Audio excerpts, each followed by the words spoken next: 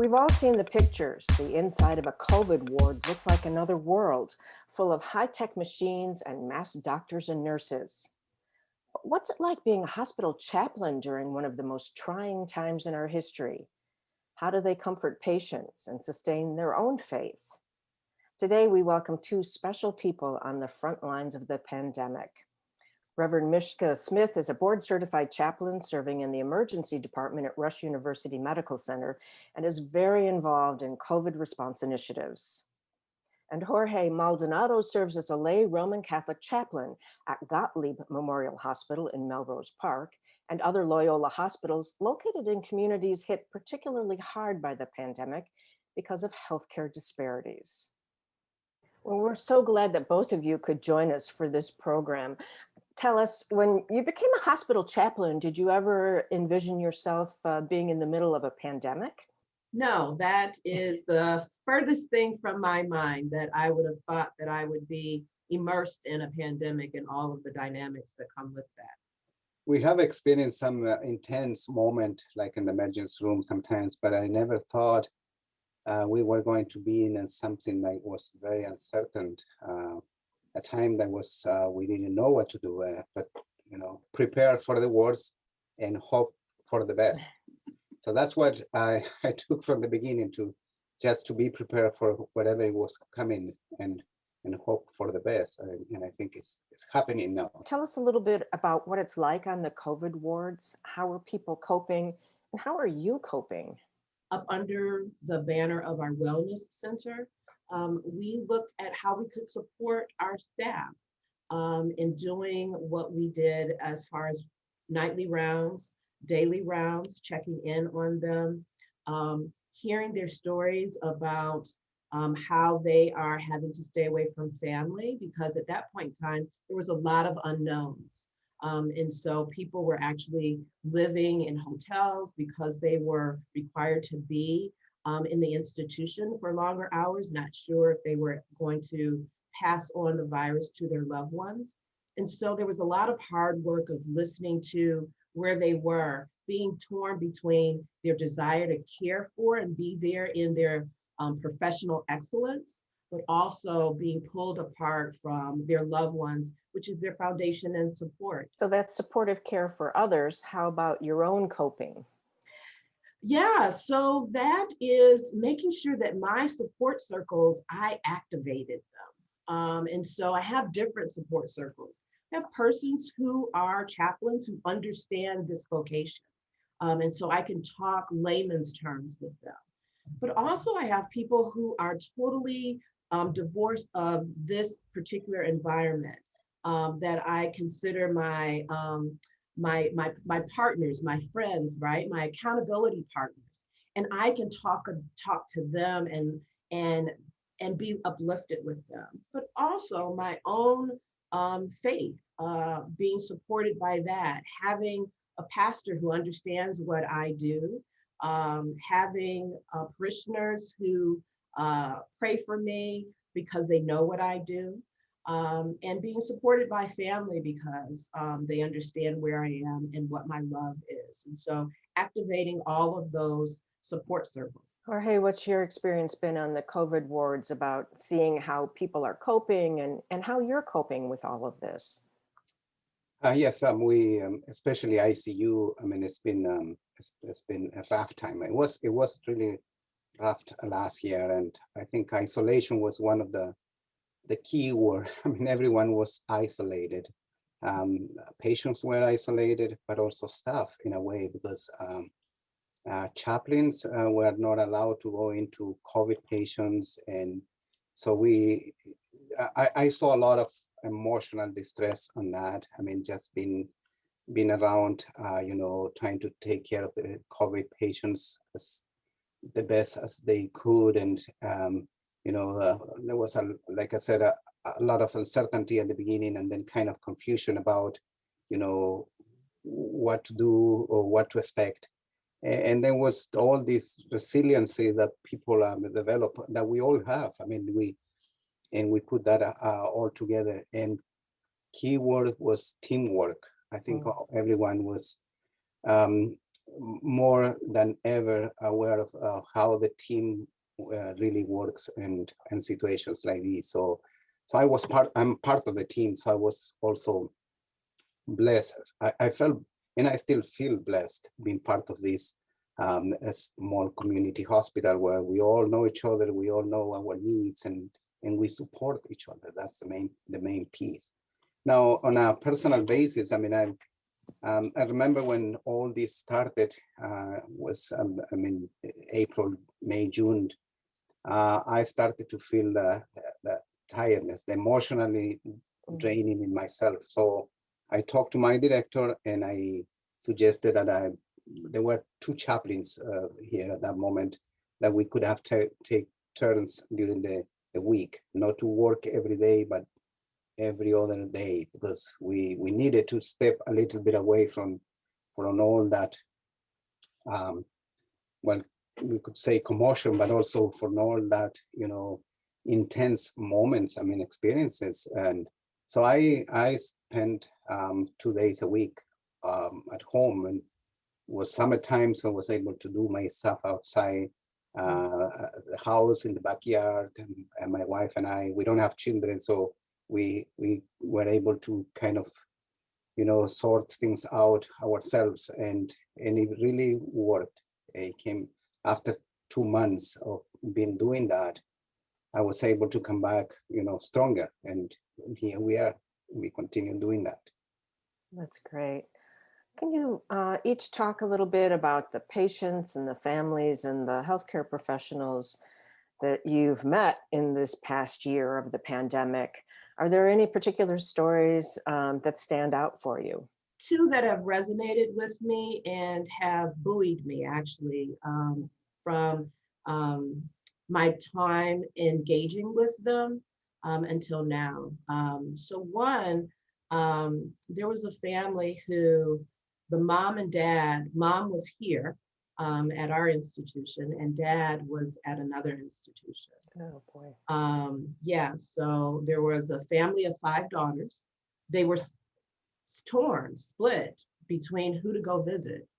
Both were in ICU. Both were in, their acuity level was very critical. And so journeying with them, giving them permission to be vulnerable, giving them permission to speak their truths, giving them permission to talk about their fears and anxieties. And so opening up that sacred space for them, and listening to what their deepest, darkest love and desire and concern was, is that they may not be present when the other parent might pass, and having to choose who to be with. Oh my, that's tough. Very tough.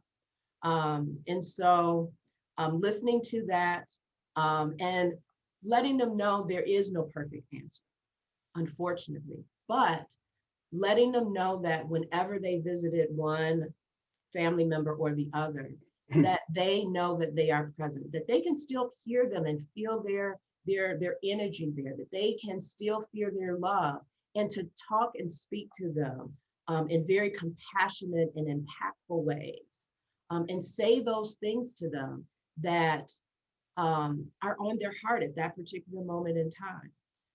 Unfortunately, dad happened to pass, and mom actually got better. We also have a lot of stories, very similar stories, but we have a program a long time ago was developed here at Garlic. It's called the Comfort Care Blanket. We actually I have a blanket. I want to show you this. And so during COVID, families were allowed only to the unit if the loved one was actively dying. And it was very sad to see them to come to say their goodbyes through the window, because the rooms have a window door, so they were not allowed inside. So my way of being present and comfort them was to bring them a blanket and drop them around with the blanket. And I remember a young couple, I think one of the youngest patient who died here in the early 40s, and at the beginning, the wife came and she was alone. I mean, she was devastated. And Mm. so I came around, and without saying anything, I said, I put the blankets around her. Mm. And so it was her moment of being comforted. And I mean, we were all sad, the staff. And then, well, the patient passed and she went home. And this was around July, I remember. I mean, it was a very hot day, of course, with a blanket is not for a hot day anyway. But she called me a couple of weeks later, I think it was almost a month later, to say that how much she appreciated and felt her husband present through the blanket. Mm. So we continue doing this. In the blankets, we normally gives around 200 or 300 blankets a year, but this time it's been even more. One of the things that we've seen during this pandemic is that COVID has disproportionately affected communities of color and low-income people. Why is that? And what can we as a church do to change that? This continual distrust of the healthcare system. And I think that distrust is legitimate, right? There is historical reference to the healthcare system being disproportionately inequitable for persons of color, and a history of not really treating persons of color as full human beings, actually experimenting or utilizing persons of color without their consent. And so that is legitimate. That is a legitimate distrust and and suspicion about a system that is in place. Keywords are communications and also trust. I mean, I've seen a lot that in the years I've been here. I mean, there's a kind of mistrust from the community to certain, you know, I wouldn't say healthcare provider, but the system in general. So sometimes there's communication, how you present the care that is being offered in a better way to this community of low income. Now, and in here we serve a lot, you know, Hispanic in Polish in African Americans. And I've seen in talking to people on the phone, sometimes I can hear and I can, you know, feel and sense their anxiety about, you know, not being able to have a proper insurance, you know, coverage. It's almost like how we can all come together and do the best outreach possible to the community. And of course, this COVID has been taking away all that possibility. But meantime, we try to offer the best care possible here in the hospital, and we continue as a church, as a community, we continue, you know, striving on that and try to be available for everyone. Where do you find hope in your daily life? Where I find my hope is when I interact with patients and staff through their, you know, their own stories, their own life stories. Sometimes I get, you know, be amazed how people can tell you how they cope through all the struggles they're going through. I mean, they've been gone through as an individual, as a family, as a community. And that's how the way they express that, the way they have come through, is that what gives me hope. And at the same time is that I'm a very prayerful person. I mean, the first thing that I do in the morning is to pray. And one of the lines that I always keep in my daily prayer also is from Psalm 23rd. You know, even though I work in that valley, I fear no evil, because you know, and God is with me. You wrote in your stuff that give me courage. I mean, courage and hope.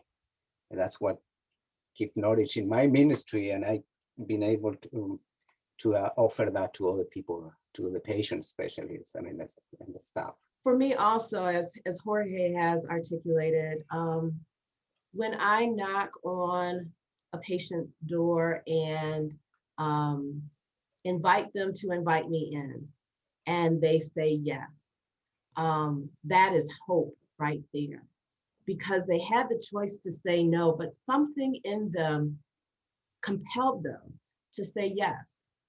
And so I don't take that for granted. That is a privilege and an honor to step into that sacred space in their most vulnerable self.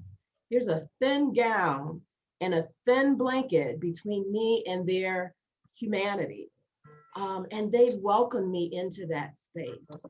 And so I'm going to honor that. I'm going to be gentle and compassionate because they are trusting me.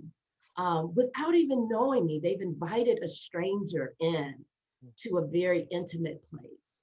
And so that in me is the epitome of hopefulness. Because of that trust, because of that connection, because of that desire, that reaching out. And so I know if I meet someone with love, and if I meet someone where they are, and they invite me to journey, we can both learn from whatever that journey takes us.